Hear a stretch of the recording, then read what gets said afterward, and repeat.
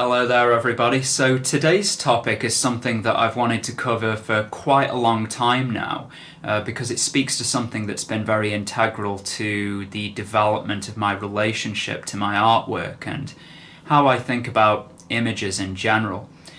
I want this to be a bit more of a kind of laid-back affair compared to the more disciplined structural approaches that I've been applying recently to videos like the world image and things like that. So I think I'll get things started with a little backstory.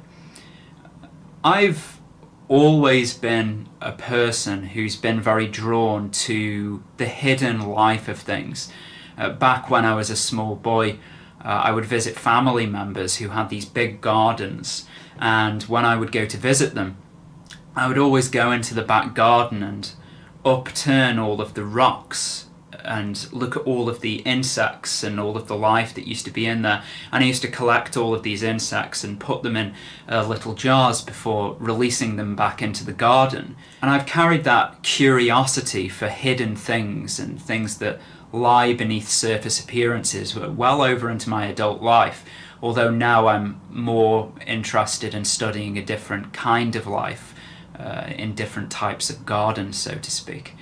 So I've always had this proclivity for reading beneath the surface, though this was compacted after I experienced that psychological phenomenon in my 20s. That wasn't so much like turning over a rock as it was more like facing a landslide and uncovering a bottomless pit underneath the mountain.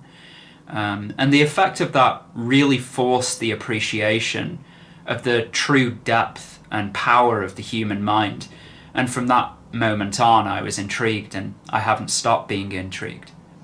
So fast forwarding to the early days of the XELASOMA project, where I was making these very amorphous organic works that were produced by combining automatic drawing techniques with techniques for getting into very light, altered states of consciousness.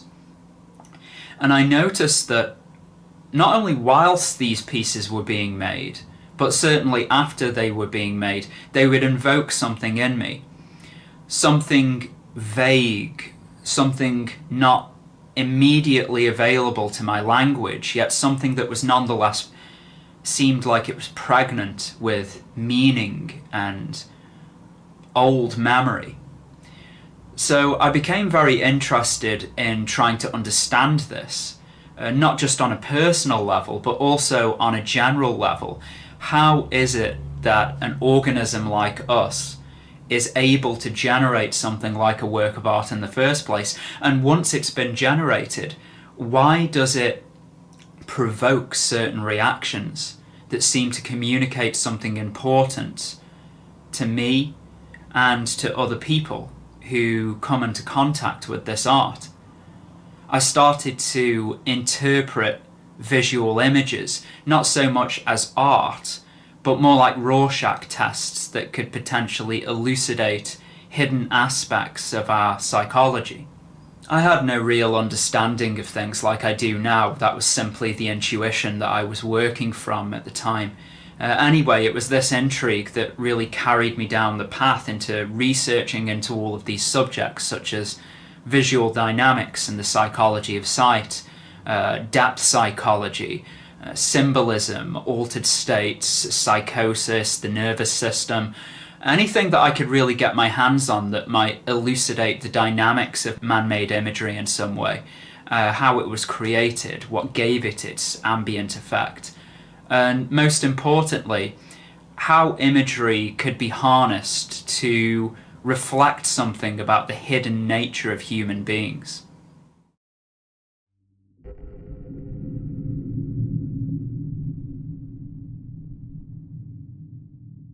You could say that on some level, I wanted to understand the language of images. I felt like if I was able to understand the language of images, then I would be able to access parts of my mind that were presenting themselves in the creative process. And that was the intrigue that I was being motivated by anyway. And after a few years of doing this research, something really strange happened. I didn't finally come across some great book that lifted the lid off everything and told me how it all worked. I didn't finally arrive at some startling intellectual synthesis that explained all of the problems that I was trying to address. I had more of an epiphany about the wider nature of these subjects. And I had an epiphany about, most of all, about myself and the way that I was approaching this. I realized that I was being a typical Westerner. I was being far too cerebral about the nature of images. All of this research, of course, had been very worthwhile. I mean, I've turned it into this video project. It had illuminated my mind about a great many things. It had expanded my horizons over subjects which, up until that point, I had only a very, very casual understanding. And most of all, it introduced me to the subjects that really spoke to my soul. I felt at home in these subjects, and I felt like I had a natural affinity in talking about them. And yet the outcome of all of this research and all of this speculation had led me to the supreme conclusion that there was far more to this than what these efforts could contain. I realized that all this time I'd been trying to understand the language of images through using language and through employing an abstract, intellectual approach to a visual subject whose quality of voice I'd never stopped to consider. And this is what awakened me to the reality of the nonverbal, to the authenticity of its voice. That no matter how important all of this research had been in broadening my understanding about these ideas, they would always be constrained by their dependence on language as a means to interface between the mind and the subject. And because of this, it would never be able to fully satisfy my curiosity about the image, because imagery speaks for itself and it doesn't require human language to translate its effect. This was one of the most important and ironic realizations that I came to about images in those early days, that all of this effort to appropriate the image from its foundations and convert it into some intellectual construct was actually contrary to its original voice. The voice of the image was not intellectual. It had nothing to do with language, and it had nothing to do with being rational. It was rather sensory and irrational. And this attempt to take the image away from itself and turn it into some toy that the human intellect could play with, I realized that that was inappropriate. This was an exercise in misdirection. Another thing that really reached out to me was that it was almost like my organism already knew how to relate to the image through sensory immersion already, and it was my analytical mind that was so confused by it all. The inability of my analytical mind to convert the image into a satisfactory construct was not because I simply hadn't got the facts right or come to the right equation, the right intellectual equation. It was because I was relying on a limited instrument called language. And it was that pang of dissatisfaction that I was receiving through this research process that was actually my non-verbal, irrational part of my psyche saying, no, you're doing this wrong. You're using square-shaped keys on circular locks. And with that, my mind was finally put to rights. It didn't stop my research into the subjects that had offered me insights through language and through ideas. It simply put an end to the sovereignty of language over the image and returned the image to its rightful place. And from this point on, whenever I look at art now, I don't rush to try and understand it. I allow my sensory modes to interface and network with the image naturally. And by doing so, that feels far more intuitive than just rushing towards an intellectual acquisition. And because of this, I think that the first moments that we actually spend with works of art are actually the most honest, because we're responding to the image in the most natural and appropriate way, which is to say that we're responding to it without words. We're meeting a non-verbal subject with a non-verbal mode of interface.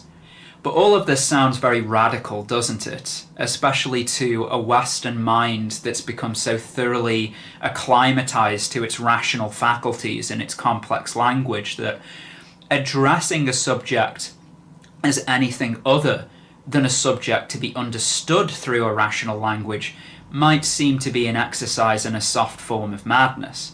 But I disagree. I think that this emphasis that we have on language and rationality is certainly understandable at one level, because it's greatly through the exercisation of these faculties that we arrive at novel understandings about the world.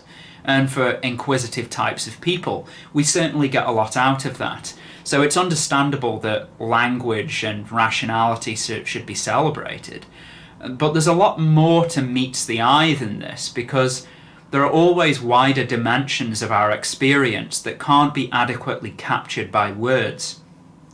And sometimes by doing so, it actually distorts our intelligence rather than illuminates it. I think that we're all suffering from an Enlightenment perspective that has translated the world of experience out of the old system of good and evil and simply demarcated it along new lines of rational and irrational, which equates anything rational to a automatic value positive category, and anything that's irrational therefore has to be placed in a value negative category. And what this has done is that I think that it's created a fissure inside our intelligence which alienates us from the wider impression of the information, which always communicates in a dynamic rather than in a bilinear way.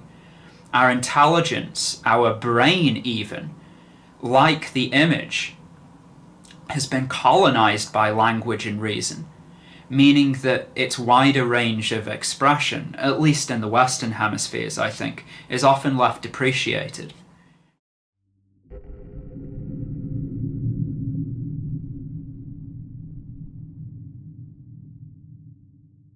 It's quite interesting actually how a lot of the artists that I admire the most, from the Victorian decadents to fantastic surrealists like H.R. Giger and Zdzisław Beksiński, they all possessed this apprehension around the intellectual acquisition of their images, preferring instead to accept the irrational nature of their art, the non-verbal, sensory aspect of their art.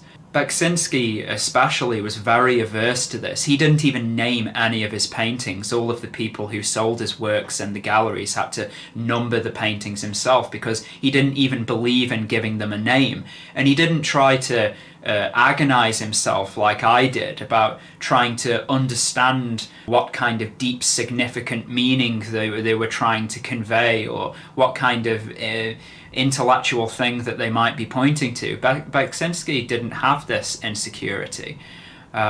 He thought that the attempt to do that was redundant because they emanated from a place where reason or language couldn't travel. And I'd just like to play a short clip of the artist speaking now. Musimy się zastanawiać, co jest takim znakiem firmowym malarstwa Zdzisława Beksińskiego. Dla wszystkich jest to strach, przerażenie, jedni mówią horror, rodzaj lęku przed przemijaniem, ale chcieliśmy Pana zapytać przekornie o lęk, ale nie ten w obrazach, tylko jaki jest największy lęk czy strach Zdzisława Beksińskiego? No mój Boże, wszyscy boimy się chyba tego samego, że umrzemy, prawda? To chyba jest największy lęk, jaki jest dostępny człowiekowi, i chyba wszystkie inne lęki są mu podporządkowane. Ale czy pańskie obrazy można czytać jako Nie, lęk? broń Boże. Nie. Obrazy się czyta w sposób estetyczny. Ja odżegnuję się od wszelkich treści, jeżeli idzie o obrazy. I te wszystkie interpretacje, które to są interpretacje narzucane. Obraz jest sam w sobie czymś, co jest do nieskromnie powiem, podziwiania, a w każdym razie kontemplacji. Tak samo jak piękny pejzaż, jak powiedzmy, no wszystko, co oglądamy, nie pytamy się, czy znaczy coś innego niż znaczy, prawda? Ale właśnie jakiego rodzaju emocja w takim razie jest w obrazach? Dla mnie chyba ideałem jest coś, co jest, może nie powiem, że właściwym słowem jest tu uwznioślenie, ale w każdym razie coś, co występuje choćby w wielkich finałach neoromantycznych w muzyce, prawda? No chciałbym coś takiego zrobić w muzyce. Jak ja mam to określić? Jak mam określić, powiedzmy, finał drugiej symfonii czy ósmej symfonii Mahlera, prawda? Ale czy to znaczy, że jako artysta, no właśnie nie ma pan ochoty nic powiedzieć, nie ma pan nic do powiedzenia? Znaczy to jest tylko zapis emocji, które nic konkretnego nie mają komunikować ludziom? Dokładnie tak. Nie mam nic do powiedzenia, a w każdym razie nawet jak żebym miał, to użyłbym jakby innych remediów, a nie twórczości artystycznej. It was actually quite funny watching the art critics try to constantly tease out insights from Beksinski, and he just kept on flatlining them all the time. It was especially telling when the lady in the interview reinstated to Beksinski that his art doesn't say anything at all. To my mind, that actually said a lot more about her than it did about his paintings. She finds it odd, as many people I think in the West would find it odd, that someone would never try to understand their art through a rational language, because she can't get out of this mindset that demands that everything has to be explained in a rational language in order to be considered authentic. The intellect is always trying to seek closure over human experiences, but the intellect can never find closure over anything because it keeps on relentlessly analysing, and it keeps on asking questions about things all of the time and taking over the other voices in the conversation that are calling out to be addressed in their appropriate way, a way that might not have anything to do with a rational language. The artist, though, the artist has made peace with his irrational non-verbal nature. The art critic hasn't.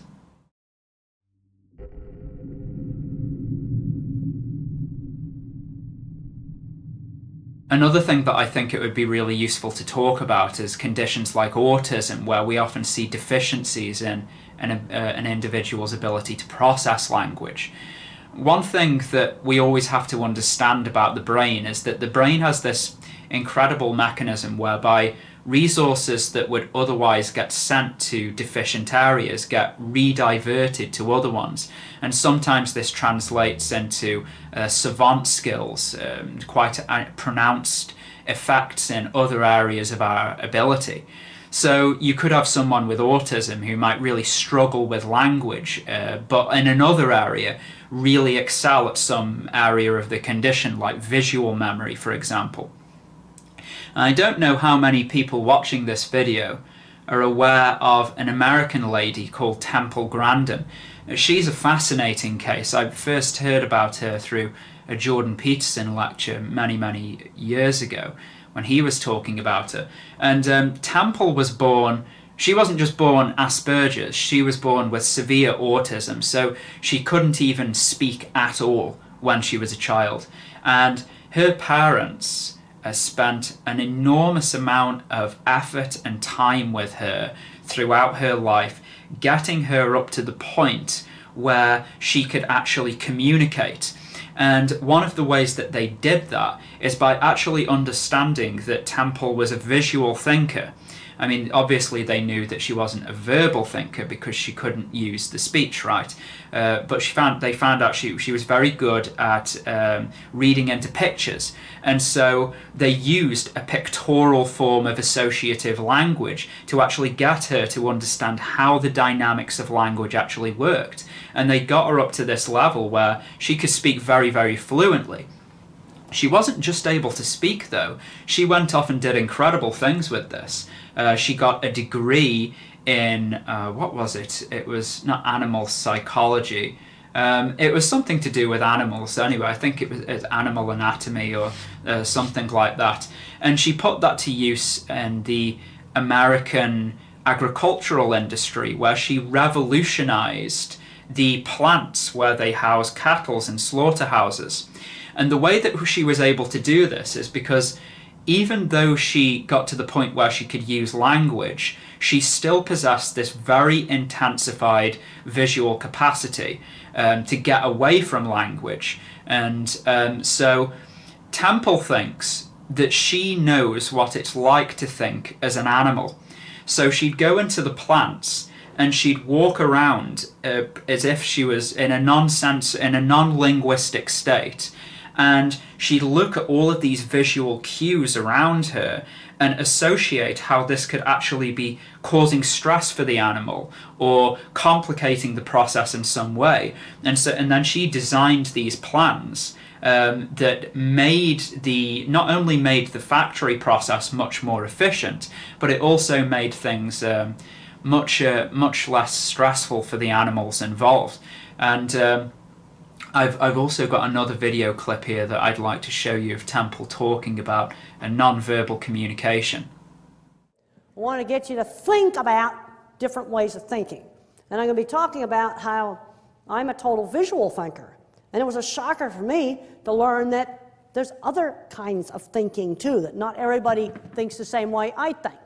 In order to understand animals and autism, art, and mathematics, you've got to get away from verbal language. When I do my talks to veterinary students and the animal science students, I say, you got to get away from words. Dogs and cats don't, and horses and cattle, they don't think in words. And there's a whole world of thought and experience that's not verbal. An animal's world is sensory-based, a world of sight, sounds, taste, touch. I want you to shut your eyes, think about what you see. What could the dog be hearing? I want to get you more observant of the animal. I want to teach you how to observe. What are the ears doing? Then they point their eyes and ears towards stuff they're concerned about. What's the posture? Look at visual detail. Now, Van Gogh doesn't know anything about mathematics. And of course, it's one of the most famous paintings in the world. Since this is an art museum, I think it's a really good place to be showing it. And Van Gogh was putting mathematics into the turbulence patterns he painted in the sky. Because the mathematicians got a hold of this and analyzed it. And I don't think that Van Gogh realized that he was putting mathematical patterns in his paintings. What this shows is that visual thinking, mathematics, that's hidden underneath language. Because there's a type of Alzheimer's. It's called frontal temporal lobe dementia. And it wrecks the language parts of the brain. And I'm going to pick this up before I fall over it. It wrecks the language parts of the brain, and it wrecks the frontal cortex. And in some of these patients, visual thinking comes out.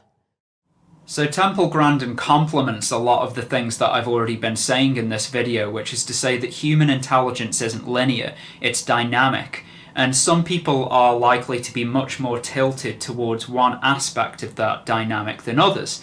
Some are more verbal thinkers, they make very good writers. Some are very good at pattern reading, they're very good at music.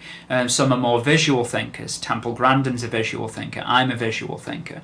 And she also made a very interesting claim in that video that in order to understand art and mathematics and animal thinking, we have to get away from verbal language, because verbal language covers up sensory-based thinking. And to understand certain kinds of phenomena, sometimes it's better to use sensory thinking as opposed to verbal language. So in effect, what it's saying is we need all of these different types of thinking. We need verbalized thinking, we need visual thinking, but the inherent problem is mistaking that verbal thinking is the only way to get to positive insights, and even worse, that verbal thinking is thinking incarnate. So in conclusion, we could say information is complex and dynamic. Therefore, human brains have evolved to possess a dynamic intelligence in order to process complex information. Human intelligence is specialized. Part of our intelligence is specialized verbally, and another is specialized visually. The style of information processing we choose to address a subject influences our relationship towards that subject. And visual subjects do not express information through words. Therefore, language does not always appropriately capture the nature of visual subjects. Communion with art in the absence of words is, to my mind, the only effective way of remedying the endless obsession over what is art.